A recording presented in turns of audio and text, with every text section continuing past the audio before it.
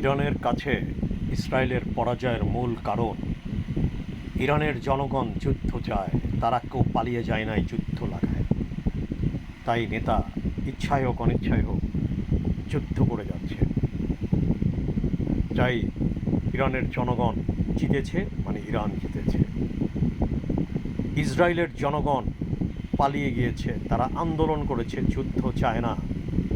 কিন্তু নেতা জনগণের বিপক্ষে রায় দিয়ে যুদ্ধ চালাচ্ছে। যে নেতা জনগণের কথাকে সম্মান করে না, সেই নেতা পরাজিত হয়েছে।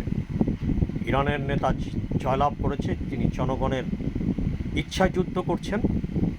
জনগণ রাস্তায় মিছিল করছে, যুদ্ধ করো, যুদ্ধের ভয় পালাই নাই। বাট ইসরায়েলের জনগণ পালিয়ে গেছে, তারা মিছিল করেছে যুদ্ধ থামাতে।